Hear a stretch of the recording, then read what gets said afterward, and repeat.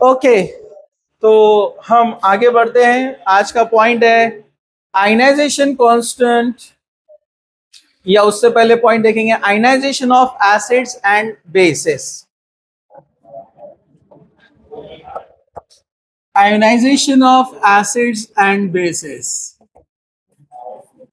Ionisation of acids and bases. Okay, ionization मतलब formation of ion. तो generally मैंने कहा दो टर्म इस्तेमाल होते हैं, आयनाइजेशन एंड डिसोसिएशन। दोनों को एक ही मीनिंग में लिया जाता है। डिसोसिएट होना, अलग होकर आयन बनेंगे तो आयनाइजेशन। लेकिन जनरली जहां आयोनिक कंपाउंड्स होते हैं जैसे Na+Cl-, तो उसके लिए टर्म आयनाइजेशन यूज किया जाता है। और जहां पर कोवेलेंट बॉन्ड्स होते हैं जनरली, जैसे एसिटिक एसिड में CH3COOH, तो OH के बीच में कोवेलेंट बॉन्ड है, तो यहां पर टर्म यूज किया जाता है डिसोसिएशन। ठीक है, तो आप ऐसा समझो कि स्ट्रॉन्ग और आयोनिक कंपाउंड के लिए आयनाइजेशन टर्म यूज करते हैं और डिसोसिएशन टर्म वीक और कोवेलेंट के लिए यूज किया जाता है जनरली। आयोनाइजेशन, तो जहां आयोनिक कंपाउंड्स रहेंगे जैसे Na+ और Cl- बन रहा है, यह स्ट्रॉन्ग है, उसके लिए आयनाइजेशन यूज किया जाता है HCl में H+Cl-। और जहां कोवेलेंट रहते हैं, कोवेलेंट, वहां टर्म यूज किया जाता है डिसोसिएशन।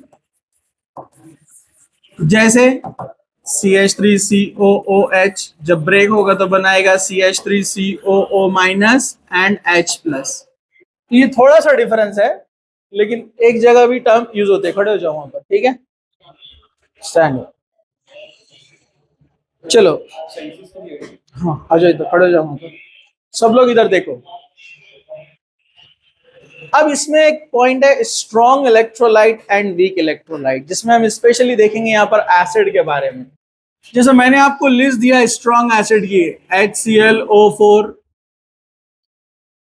पर क्लोरिक एसिड स्ट्रॉन्ग एसिड है।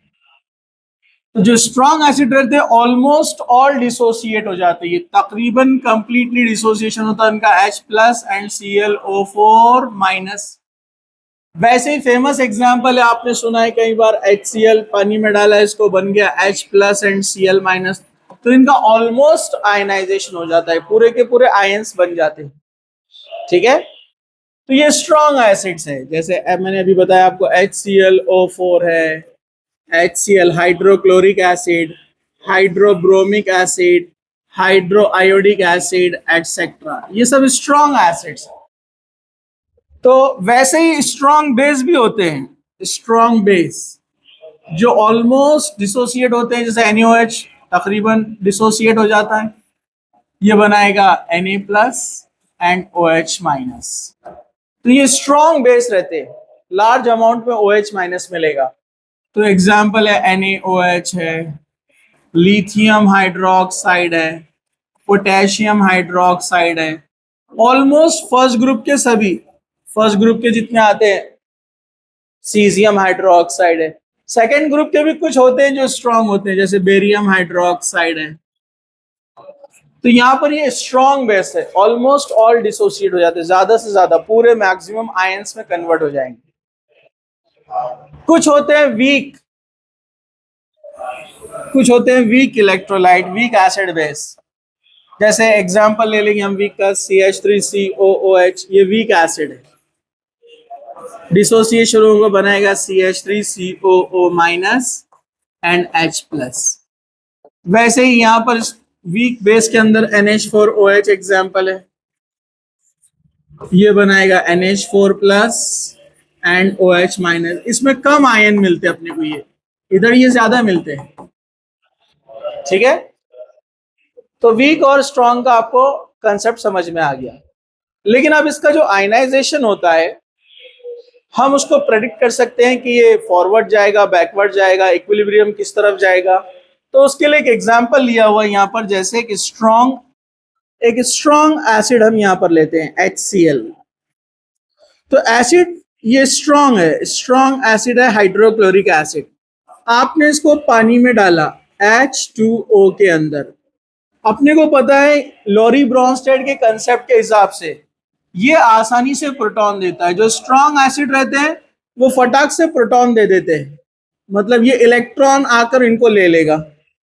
तो ये लॉरी ब्रॉन्स्टेड के हिसाब से बहुत अच्छा डोनर है। जो स्ट्रॉन्ग एसिड होते हैं दे आर गुड डोनर, ये अच्छे डोनर होते हैं। और यहां पर ये काम कर रहा है, वाटर बेस का काम कर रहा है, लोन पे डोनेट कर रहा है ना लेविस के हिसाब से, या लॉरी ब्रॉन्स्टेड के हिसाब से प्रोटॉन ले रहा है। खड़े हो जाओ इधर, ठीक है। तो ये प्रोटॉन ले रहा है इसलिए ये बेस हो गया, ये प्रोटॉन दे रहा है इसलिए एसिड। लॉरी ब्रॉन्स्टेड के हिसाब से जो प्रोटॉन देगा यानी H+ वो एसिड, जो प्रोटॉन लेगा वो बेस हो गया। अब लेविस के हिसाब से जो इलेक्ट्रॉन ले रहा है, इलेक्ट्रॉन ले रहा है नहीं, ये जो प्रोटॉन है तो इलेक्ट्रॉन के पास ही जा रहा है ना, ये इलेक्ट्रॉन ले रहा है मतलब लेविस एसिड, उसके हिसाब से भी एसिड हो गया। और ये इलेक्ट्रॉन दे रहा है इसलिए लेविस बेस। तो ये Lowry Bronsted as well as Lewis दोनों के हिसाब से ये एसिड है, दोनों के हिसाब से ये बेस है। ये पॉइंट छोड़ दो, अब आ जाओ इधर। तो जो स्ट्रॉन्ग एसिड है वो आसानी से प्रोटॉन देगा, वो आसानी से प्रोटॉन जब देगा तो वो बन जाएगा यहां पर Cl माइनस प्लस, इसने H ले लिया तो क्या बन जाएगा H3O प्लस। जो एसिड होता है तो उसका क्या तैयार होता है, कॉन्जुगेट बेस, याद है क्या। जो एसिड होता है उसका क्या तैयार होता है, कॉन्जुगेट बेस। पहले लेक्चर में देखे ना अपन ने ये, तो उसका कॉन्जुगेट बेस तैयार होता है। तो आपको याद रखना अगर एसिड स्ट्रॉन्ग है तो उसका बनने वाला कॉन्जुगेट बेस वीक होता है, ये आपको याद रखना। जो भी स्ट्रॉन्ग एसिड है तो उसका बनने वाला कॉन्जुगेट बेस क्या होता है, वीक होता है। समझा आपको, अरे समझा क्या आपको। तो HCl स्ट्रॉन्ग एसिड है लेकिन Cl minus weak conjugate base है। तो जो भी स्ट्रॉन्ग एसिड रहता है उसका बनने वाला बेस क्या होता है, वीक। अगर ये वीक है तो अब इस साइड आ जाओ, इधर बेस कौन है, H2O। समझा आपको। तो ये अगर वीक बेस है तो ये स्ट्रॉन्ग बेस रहेगा उसके कंपैरिजन में। अरे समझा क्या, अरे बोलो ना, अरे बोलो ना। पहले तुम लोग दिमाग एक जगह रखो, तुम लोगों का दिमाग अभी एक जगह है ही नहीं, फेस देखकर समझ में आता है, ठीक है। इसने H+ दिया एसिड ने, जब एसिड अपना H+ दे देता है तो क्या बन जाता है, कॉन्जुगेट बेस, क्या बन जाता है। और जब भी स्ट्रॉन्ग एसिड आएगा तो उसके बनने वाला कॉन्जुगेट बेस क्या रहेगा, वीक। अब हो गया क्लियर। अब उसको छोड़ो, अब इधर आ जाओ। ये साइड में बेस कौन है, H2O।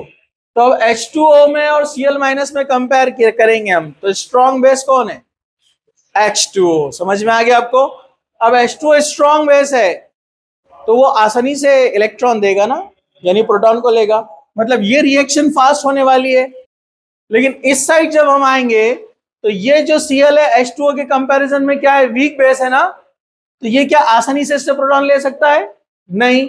इसलिए ये रिएक्शन पीछे जाने वाली वीक है, इसलिए रिवर्सिबल तो है लेकिन ये रिएक्शन ज्यादा किधर जाने वाली है, फॉरवर्ड डायरेक्शन में। समझा आपको, क्योंकि strong acid strong base, reaction quick होंगी और ये उस तरफ जाएगा। समझा आपको। और जब इस तरफ आएगा तो इसका ये कॉन्जुगेट वीक बेस है और ये बेस स्ट्रॉन्ग है तो ये इसका कॉन्जुगेट एसिड क्या रहेगा, वीक। तो वीक वीक आपस में इंटरेक्ट नहीं करेंगे ना, तो इनका रिएक्शन होने की चांसेस कम, इसलिए ये डायरेक्शन में जाएगा। समझा आपको। इसलिए जब भी स्ट्रॉन्ग एसिड आता है रिएक्शन फॉरवर्ड डायरेक्शन में। लेकिन इसके आगे और कुछ स्टेप्स आने वाले हैं, common ion effect, buffer solution, ये बेसिक याद रहेगा तो वहां पर नए नए कंसेप्ट आपको समझ में आएंगे। समझ में आया, नो प्रॉब्लम। तो आपने एक नया पॉइंट यहां पर सीखे, वो ये है कि एसिड अगर स्ट्रॉन्ग रहा एसिड अगर स्ट्रॉन्ग रहा तो उसका बनने वाला कॉन्जुगेट बेस क्या होता है? वीक। स्ट्रॉन्ग एसिड से बनने वाला कॉन्जुगेट बेस क्या होता है? वीक। इस पर क्वेश्चन आए हुए, इस पर क्वेश्चन आए थे। जैसे फॉर एग्जाम्पल उसने कुछ एसिड दे दिए, जैसे उसने दिया एसिड HCl, हाइड्रोक्लोरिक एसिड। ये अपन ने ऑर्गेनिक में भी पढ़े। योगा बाबा इधर देखो, सब लोग यहाँ पर योगा में कौन कौन बैठे हुए? इधर देखो, इधर। हाँ, HCl स्ट्रॉन्ग एसिड है। फॉर्मिक एसिड ये वीक एसिड है, ठीक है। फिनॉल इससे भी ज्यादा वीक एसिड है। तो अगर इसका एसिडिक ऑर्डर अपन लिखेंगे, हम एसिड बेस में वैसे डिटेल में पढ़ेंगे उसको, तो ऑर्डर बनेगा ऐसे। ये स्ट्रॉन्ग एसिड है, ये वीक है, ये उससे वीक है। इसका नाम हाइड्रोक्लोरिक एसिड सबको मालूम है, इसका नाम फॉर्मिक एसिड है, और इसका नाम फिनॉल है। अब ये बना रहे हैं कॉन्जुगेट बेस। क्या बना रहे हैं अब ये? Conjugate base. जब कॉन्जुगेट बेस बनाएंगे तो प्रोटॉन लॉस करेंगे ना, प्रोटॉन प्रोटॉन प्रोटॉन लॉस करेंगे। जब ये प्रोटॉन लॉस करेंगे तो अब ये बेस बन जाएंगे Cl minus HCOO minus ring and O minus. समझ में आएगा आपको? अब ये बन गए इनके कॉन्जुगेट बेस। इसका कॉन्जुगेट बेस ये, इसका कॉन्जुगेट बेस ये, इसका कॉन्जुगेट बेस ये। अब इसमें बताओ ये बेस में स्ट्रॉन्ग बेस कौन रहेगा? ये वाला रहेगा ना। जिसका एसिड स्ट्रॉन्ग उसका बेस वीक होता है, जिसका एसिड वीक उससे बनने वाला बेस क्या होता है? स्ट्रॉन्ग। समझ में आपको? समझा आपको? तो जो स्ट्रॉन्ग एसिड है उसका कॉन्जुगेट बेस वीक होता है, और जिसका एसिड वीक है बनने वाला स्ट्रॉन्ग कॉन्जुगेट बेस बनता है। उल्टा। समझा? सेम बेस में भी वैसे ही होता है। अगर आप बेस लेंगे, जैसे मैं दो एग्जांपल यहां पर देता हूं आपको। जैसे NaOH, इसने OH लॉस किया तो बनाएगा OH लॉस किया तो क्या बनाएगा? Na+। दूसरा यहां पर लेते हैं हम NH, ये कंसेप्ट अभी आपको नहीं आया लेकिन मैं आपको बता देता हूं। NH4OH, इसने OH लॉस किया, NH4+ बना। ये स्ट्रॉन्ग बेस है, ये वीक बेस है। तो यहां पर ये बेस है। जैसे एसिड H लॉस किया तो क्या बनता? Conjugate base. वैसे बेस ने OH लॉस किया तो क्या बनता है? Conjugate acid. तो ये कॉन्जुगेट एसिड है।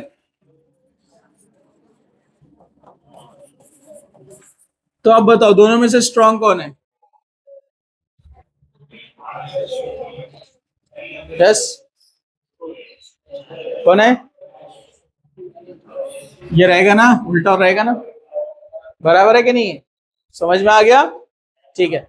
वैसे अभी तो हमने इसका जस्ट एक शॉर्ट में इंट्रोडक्शन टाइप देखा है, अभी डिटेल में और आएगा। ये जो कंसेप्ट है, इस पर कैसे क्वेश्चंस बनते हैं, क्या आते हैं, मैं सब आपको डिटेल में बताऊंगा।